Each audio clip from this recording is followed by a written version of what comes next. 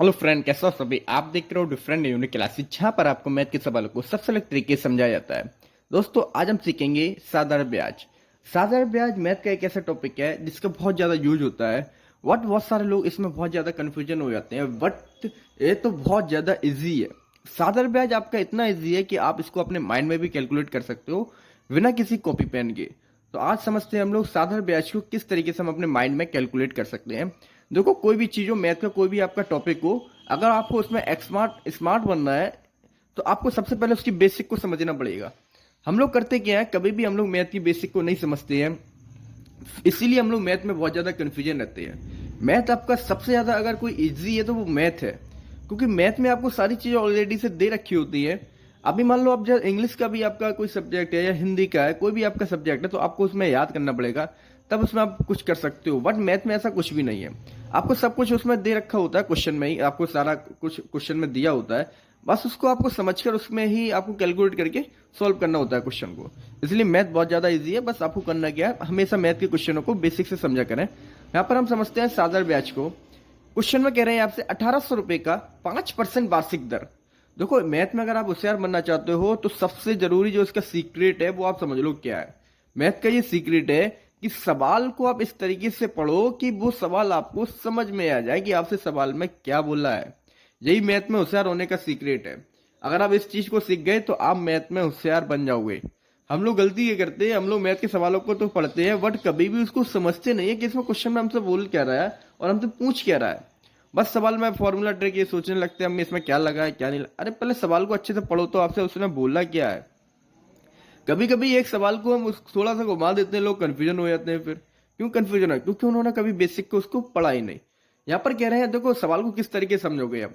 सवाल को ना स्टेप में डिवाइड करो, सवाल को थोड़े थोड़े टुकड़ों में डिवाइड करो, उसको फिर पढ़ो, उसको समझो उसका मतलब क्या है। जैसे 1800 रुपए का, अब इस इतना हमने पढ़ा, इसका मतलब क्या हुआ है, कोई 1800 रुपए है, उनकी बात हो रही है। 5% वार्षिक दर, इसका क्या मतलब है? 5% वार्षिक दर। अब इसको आप समझो कि 5% वार्षिक दर का मतलब क्या है, तभी आप सवाल सॉल्व कर पाओगे। हम लोग पढ़ लेते हैं, कहते हैं फॉर्मूला बताओ, ट्रिक बताओ, फिर नहीं निकाल पाते। 5% वार्षिक दर का मतलब ये होता है कि आपने जो रुपए दिए ना, 1800 रुपए, इसका 5% आपसे एक साल में ब्याज लगेगा। ये इसका मतलब है। वार्षिक दर बोल रहा है ना, वार्षिक दर, वार्षिक का मतलब होता है आपका साल।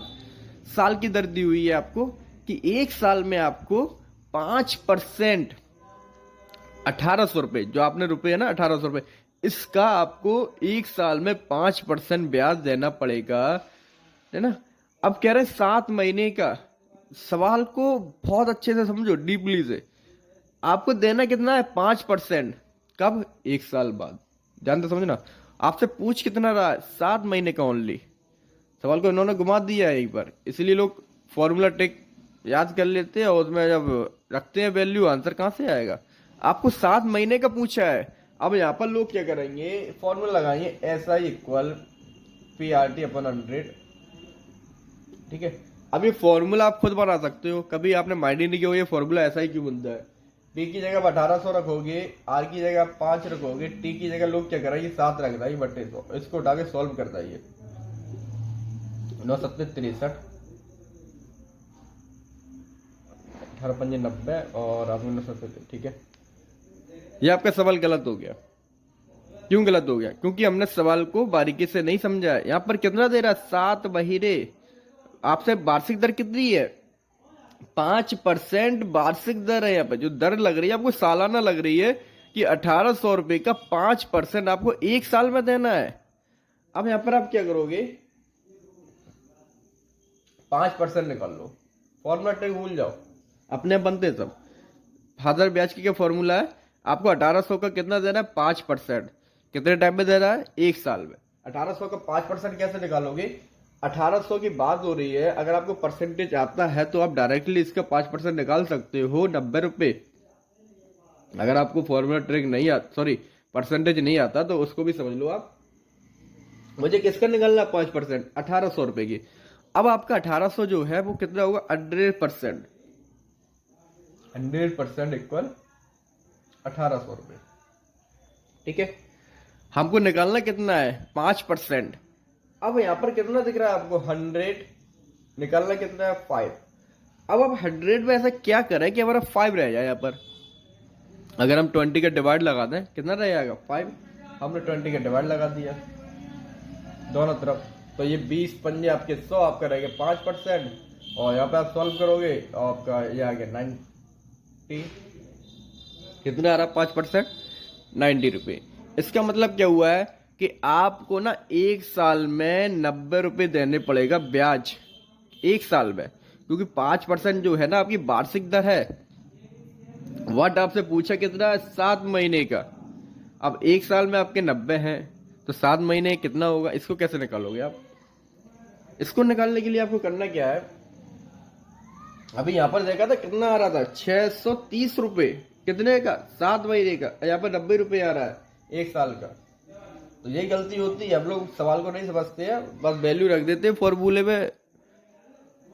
आपका जो लग रहा है 90 रुपये वो लग रहा है 12 महीने का, ठीक है। 1 महीने कितना होगा, 1 महीने का 12 का भाग दे दो 90/12। आपसे पूछ रहा है कितने का 7 महीने का, 7 का मल्टी कर दो, 7 का मल्टी, तो 7 महीने का आ गया आपका 90/12 गुणा 7। इसको सॉल्व कर लो आप इसको डिवाइड दोगे 7.5 मल्टी 7 है ना, 12 7 84, आपका कितनी बार जाएगा 7.5 बार। अब इसमें मल्टी करोगे आपका निकल के आएगा 7 पंजे 35, कैरी 3, 49 और 3 52, 1 डिजिट के बाद पॉइंट है, हमने पॉइंट लगा दिया। आपका जो रुपये निकल के आ रहा है वो आ रहा है 52.5, ठीक है। हमने उस तरीके से निकाला था, सिर्फ सवाल को नहीं समझा था, तो हमारा कितना आ रहा था 630, लेकिन रियल में कितना आ रहा है इसका वैल्यू 52.5। यही फर्क होता है, जब आप किसी सवाल को अच्छे से समझ लेते हो तब उसमें कभी भी कोई मिस्टेक नहीं होती है। अब इस सवाल को और डीपली समझो। जैसे यहाँ पर दे रखा है आपको 5% वार्षिक दर, आपसे कह देता अगर 7 साल का, कितने का 7 साल, 7 ईयर, 7 साल का ब्याज बताओ। 7,000 ब्याज की बात हो रही है यहाँ पर, ठीक है। हमारा 1 साल में कितना आ रहा था 90, तो 7 साल में कितना आएगा 1 ईयर में आ रहा है आपका 90, तो 7 ईयर में कितना हो जाएगा आपका 9 7 63। क्या हो रहा है टाइम का मल्टी। इसीलिए जो आपका फॉर्मूला होता है उसमें आपने देखा होगा SI बराबर PRT,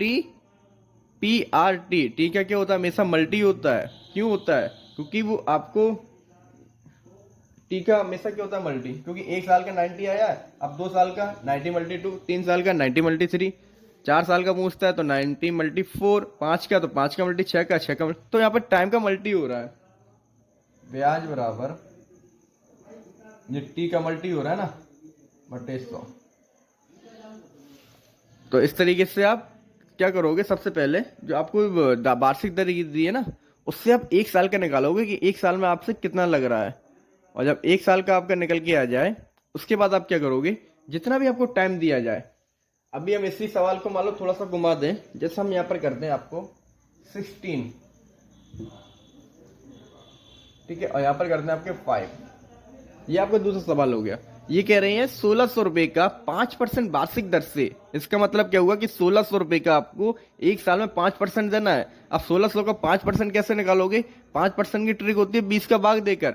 20 का भाग दोगे तो 0 से 0 कट हो जाएगी, 2 का भाग 8 बार जाएगा, आंसर आएगा 80, है ना। परसेंटेज की अगर आपको अच्छे से नहीं आता, वीडियो है उसमें आप देख सकते हो, परसेंटेज की ट्रिक वगैरह सब कुछ डीपली समझाया हुआ है इसमें भी। तो आपका कितना आया 80 रुपये।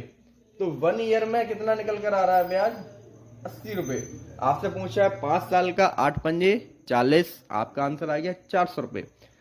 आप इस तरीके से अपने माइंड में कैलकुलेट कर सकते हो। आपसे कह दिया जाए यहाँ पर 1000 का, अब देखो माइंड में कैसे कैलकुलेट करोगे। 1000 रुपये का 5% वार्षिक दर से 5 साल का ब्याज निकालो।